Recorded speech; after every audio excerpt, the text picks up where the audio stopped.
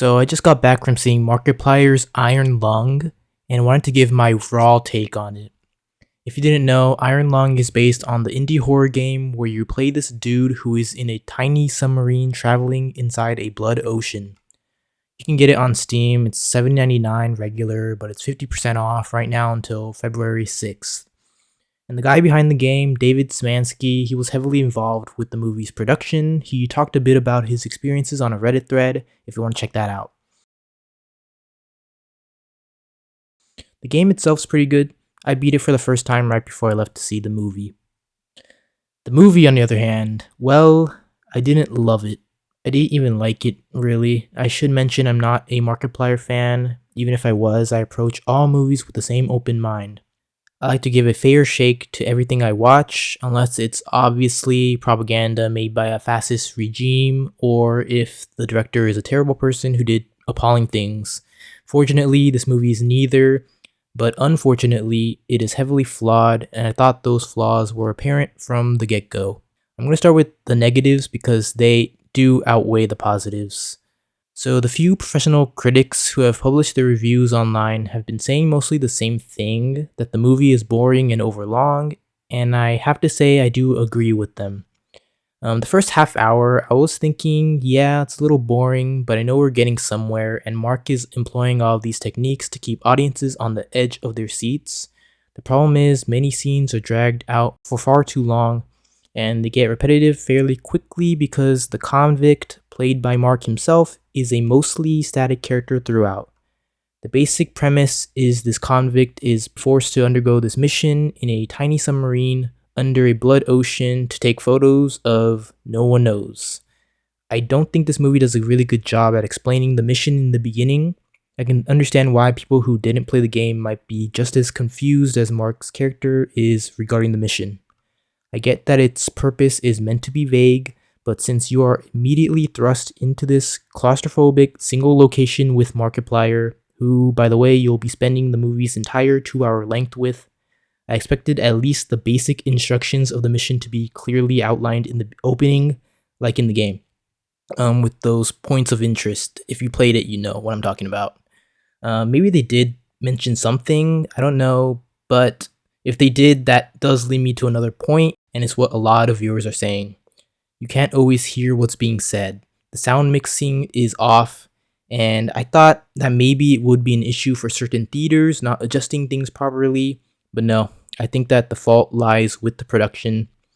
Throughout the film, the convict is communicating with the people at this station who forced him to go on the mission, and we hear them communicating with Markiplier through this intercom.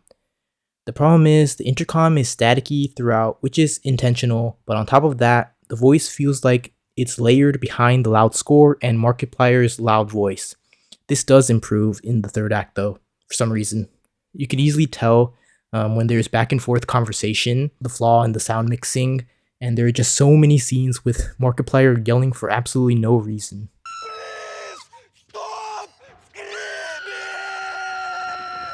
Well, it's understandable because his character is angry and scared, which makes him frustrated. But after so many scenes of him yelling after shutting up, I was like, come on, we get it. You know, you can't get out of this mission, so just accept it and get the plot going. He keeps questioning the purpose of the mission and why he has to be a part of it, and he keeps getting vague answers or silence. It's a problem, I think, with both the script and the direction. Mark's voice keeps fluctuating, and it feels forced when he starts slamming things in anger sometimes. And it'd be fine if the movie didn't drag on for way too long. The main protagonist's backstory is included in here, unlike in the game, but I thought it was poorly presented with quick flashback cutaways and echoing voiceovers. They do that a lot in Hollywood productions. I think it's pretty annoying. I personally thought in this movie they should have either minimized it or left it out entirely. And going in, I thought the main character would be more mysterious and cool, but I didn't know anything about this movie or the game. I hadn't played it until like right before I left to go see it. I thought that, I didn't know he was a prisoner who was forced to do this against his will. Alright, so now enough with the negatives because that was quite a lot. But this movie isn't all that bad.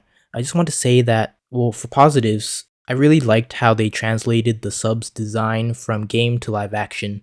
I expected the production to alter the design heavily to make it more realistic, but nope, it was almost a one-to-one copy of the game with stuff added here and there to make it more realistic.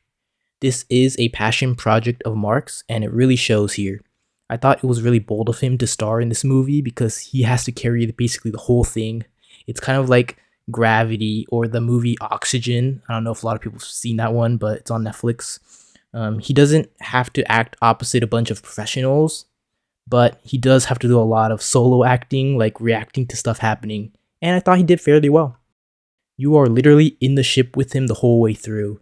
And sure, there were moments where the acting quality suffered a little bit, again, with all the yelling, but I wished his performance was a bit more restrained, the atmosphere as well. The score is not bad. In the credits, it literally says adrenaline provided by this and this as the score's credit, but it makes such an unexpected, different tone from the game, which is more mysterious and foreboding and eerie as opposed to the movie being this intense thriller type of horror. I think that's why in the Reddit thread I mentioned earlier, David Szymanski said that it's not the same movie he would have made, even if he had nothing but positive things to say about Mark's movie. Mark took a more is better approach in adapting the source material, which I thought fit the category of less is more. And I'm kind of confused as to why he thought it was necessary to make this movie a whole 2 hours when a good 90 minutes would have been perfect. I think that this game actually, the story could have been told in like 1 hour, to be honest, and it would have been tighter and better paced. It's quite clear that the runtime is padded. The game's premise is small, so Mark stretched this thing out way too long. I know I'm getting negative again, but this is the movie's fatal flaw for me. I do think, however, the final act is a mostly good payoff. The special effects are decent. There were some visuals that were off, but that's understandable. The movie has a less than $3 million budget according to Wikipedia, and it did a pretty good job considering that. Nothing that will take you out of the movie. The practical blood and gore effects won't disappoint as well. For the larger part of the movie, all we get are occasional drops of blood getting into the sub, which I thought was pretty weird. If there are cracks and you're deep in a blood ocean, then shouldn't the blood be more rapidly dripping inside? I don't know. But I was worried that that was all we were gonna get, that somehow we were expected to assume that all those tiny drops of blood would amount to the reported 80,000 gallons of fake blood that was involved in the production. But no, if you were expecting good gore in this movie, you won't be disappointed. The final act, however, does not save this movie, but it is pretty exciting. There is a lot of shaky cam though, and a bunch of close-ups obscuring the action.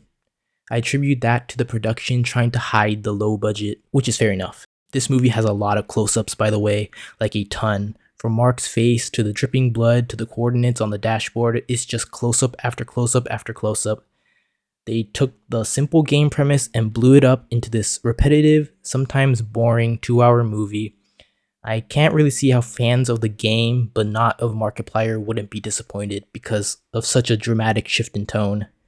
If it was anyone but Markiplier at the helm, I think that there will be a lot more negative reviews among like regular casual viewers and not like critics. But I do think that this movie, for all its negatives, does present Markiplier as a promising filmmaker. It's no Raka Raka movie though, far from it. It gives more YouTube original than theatrical feature film.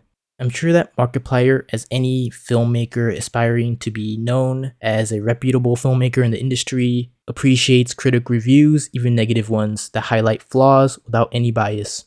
I think it's cool that he gets the best of both worlds. On one hand, the professional critics giving their honest take, and the other, his fans who would love anything he puts out. I'm neither of those. I'm just a guy with an opinion. I went to see this because I knew I would enjoy seeing Markiplier act, and I did. I thought he did pretty well on that series, The Edge of Sleep. And I really do love seeing non-professional actors perform. He did pretty good here. I also love the project in general and appreciate the tough journey that he went through to see that this movie got made in the way that he wanted. There's just a lot of studio films out these days where it just seems so soulless and corporate that I really like seeing movies like this where you can tell that they really enjoy making it. I'm glad for this guy. I'd say go out and see this one. I think it's a much better experience seeing it in theaters with the sound and everything. The sound effects are good. I have to mention that. The sound mixing, not so much. And I think it's better to see it in theaters as opposed to watching it at home. because I know personally I would have been hovering my cursor multiple times to see how much time was left. So go out and see this one. Thanks.